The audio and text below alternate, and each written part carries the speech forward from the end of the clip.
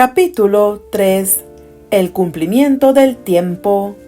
Mas venido el cumplimiento del tiempo, Dios envió a su Hijo para que redimiese a los que estaban debajo de la ley, a fin de que recibiésemos la adopción de hijos. La venida del Salvador había sido predicha en el Edén. Cuando Adán y Eva oyeron por primera vez la promesa, esperaban que se cumpliese pronto. Dieron gozosamente la bienvenida a su primogénito, esperando que fuese el libertador. Pero el cumplimiento de la promesa tardó. Los que la recibieron primero murieron sin verlo. Desde los días de Enoc, la promesa fue repetida por medio de los patriarcas y los profetas, manteniendo viva la esperanza de su aparición, y sin embargo no había venido. La profecía de Daniel revelaba el tiempo de su advenimiento, pero no todos interpretaban correctamente el mensaje. Transcurrió un siglo tras otro, y las voces de los profetas cesaron. La mano del opresor pesaba sobre Israel, y muchos estaban listos para exclamar: «Se han prolongado los días, y fracasa toda visión». Pero como las estrellas en la vasta órbita de su derrotero señalado, los propósitos de Dios no conocen premura ni demora. Por los símbolos de las densas tinieblas y el horno humeante, Dios había anunciado a Abraham la servidumbre de Israel en Egipto, y había declarado que el tiempo de su estada allí abarcaría 400 años. Después de esto, dijo Dios, saldrán con grande riqueza. Y contra esta palabra se empeñó en vano todo el poder del orgulloso imperio de los faraones. En el mismo día, señalado por la promesa divina, salieron todos los ejércitos de Jehová de la tierra de Egipto.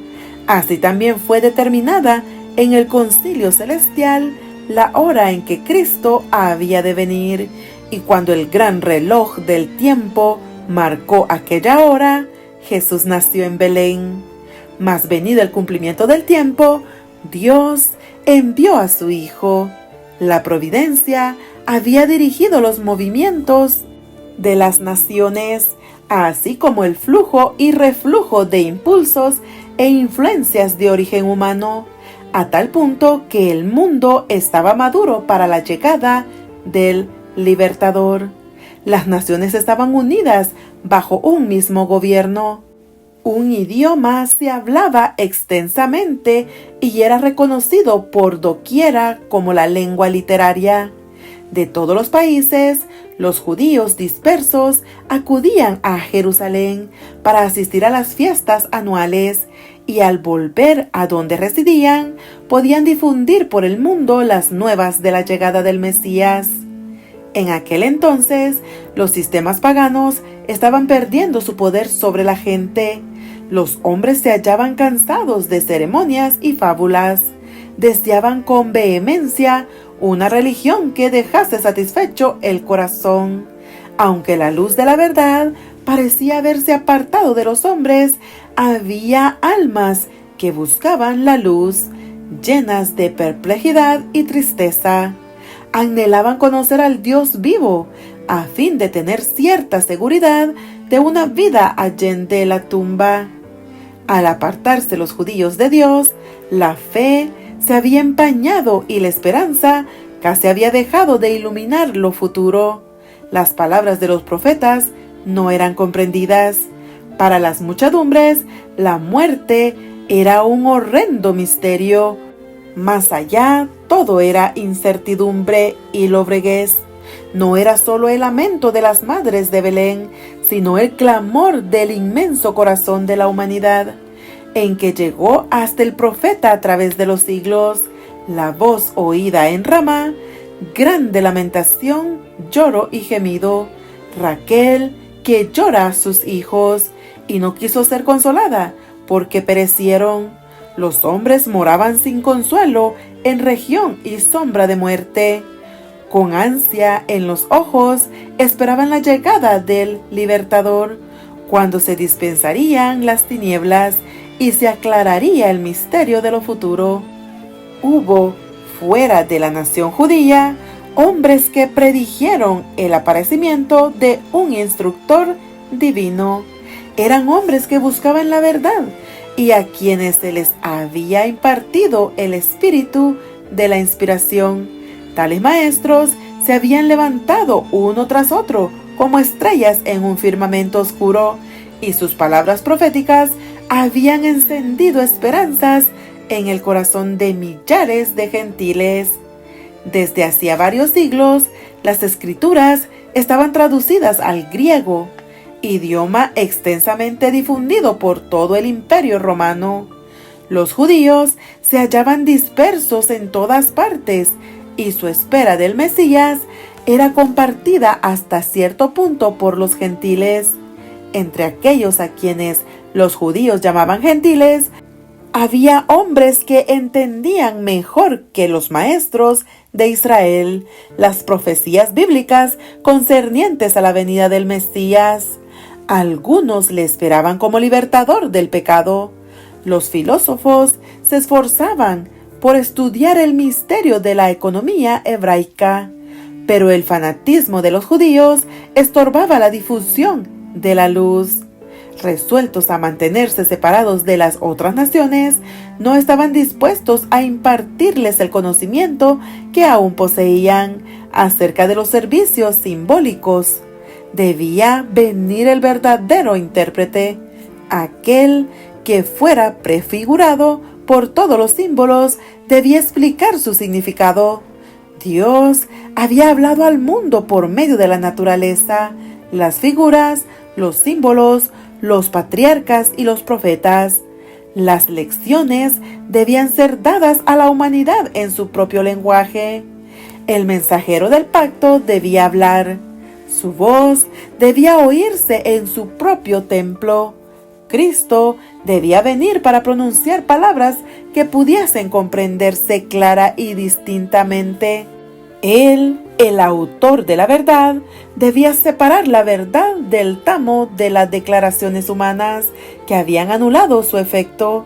Los principios del gobierno de Dios y el plan de redención debían ser definidos claramente.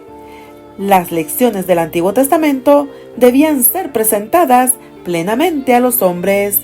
Quedaban, sin embargo, entre los judíos almas firmes, descendientes de aquel santo linaje por cuyo medio se había conservado el conocimiento de Dios. Confiaban aún en la esperanza de la promesa hecha a los padres. Fortalecían su fe esparciéndose en la seguridad dada por Moisés. El Señor vuestro Dios os levantará profeta de vuestros hermanos, como yo. A él oiréis en todas las cosas que os hablaré. Además leían que el Señor iba a ungir a uno para predicar buenas nuevas a los abatidos, vendar a los quebrantados de corazón, publicar libertad a los cautivos y promulgar año de la buena voluntad de Jehová. Leían que pondría en la tierra juicio, y las islas esperarán su ley, como asimismo andarían las gentes a su luz, y los reyes al resplandor de su nacimiento. Las palabras que Jacob pronunciara en su lecho de muerte los llenaban de esperanza. No será quitado el cetro de Judá y el legislador de entre sus pies, hasta que venga Shiloh. El desfalleciente poder de Israel atestiguaba que se acercaba la llegada del Mesías. La profecía de Daniel describía la gloria de su reinado sobre un imperio que sucedería a todos los reinos terrenales. Y decía el profeta: permanecerá para siempre. Aunque pocos comprendían la naturaleza de la misión de Cristo, era muy difundida la espera de un príncipe poderoso que establecería su reino en Israel y se presentaría a las naciones como libertador. El cumplimiento del tiempo había llegado. La humanidad, cada vez más degradada por los siglos de transgresión, demandaba la venida del Redentor. Satanás había estado obrando para ahondar y hacer insalvable el abismo entre el cielo y la tierra. Por sus mentiras, había envalentonado a los hombres en el pecado. Se proponía agotar la tolerancia de Dios y extinguir su amor por el hombre, a fin de que abandonase al mundo a la jurisdicción satánica. Satanás estaba tratando de privar a los hombres del conocimiento de Dios, de desviar su atención del templo de Dios y establecer su propio reino. Su contienda por la supremacía había parecido tener casi completo éxito. Es cierto que en toda generación Dios había tenido sus agentes. Aún entre los paganos había hombres por medio de quienes Cristo estaba obrando para elevar el pueblo de su pecado y degradación, pero eran despreciados y odiados. A muchos se les había dado muerte. La oscura sombra que Satanás había echado sobre el mundo se volvía cada vez más densa. Mediante el paganismo, Satanás había apartado de Dios a los hombres durante muchos siglos, pero al pervertir la fe de Israel, había obtenido su mayor triunfo. Al contemplar y adorar sus propias concepciones, los paganos habían perdido el conocimiento de Dios y se habían ido corrompiendo cada vez más. Así había sucedido también con Israel. El principio de que el hombre puede salvarse por sus obras, que es fundamento de toda religión pagana, era ya principio de la religión judaica. Satanás lo había implantado y doquiera se lo adopte, los hombres no tienen defensa contra el pecado. El mensaje de la salvación es comunicado a los hombres por medio de agentes humanos, pero los judíos habían tratado de monopolizar la verdad que es vida eterna. Habían atesorado el maná viviente que se había trocado en corrupción. La religión que habían tratado de guardar para sí llegó a ser un escándalo. Privaban a Dios de su gloria y defraudaban al mundo por una falsificación del Evangelio. Se habían negado a entregarse a Dios para la salvación del mundo y llegaron a ser agentes de Satanás para su destrucción. El pueblo a quien Dios había llamado para ser columna y base de la verdad había llegado a ser representante de Satanás.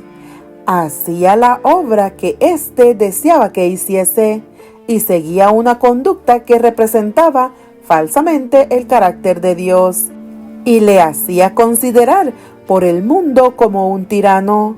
Los mismos sacerdotes que servían en el templo habían perdido de vista el significado del servicio que cumplían. Habían dejado de mirar más allá del símbolo, a lo que significaba. Al presentar las ofrendas de los sacrificios, eran como actores de una pieza de teatro. Los ritos que Dios mismo había ordenado eran trocados en medios de cegar la mente y endurecer el corazón. Dios no podía hacer ya más nada para el hombre por medio de ellos. Todo el sistema debía ser desechado. El engaño del pecado había llegado a su culminación. Habían sido puestos en operación todos los medios de depravar las almas de los hombres. El Hijo de Dios, mirando al mundo, contemplaba sufrimiento y miseria. Veía con compasión cómo los hombres habían llegado a ser víctimas de la crueldad satánica. Miraba con piedad a aquellos a quienes se estaba corrompiendo, matando y perdiendo. Habían elegido a un gobernante que los encadenaba como cautivos a su carro.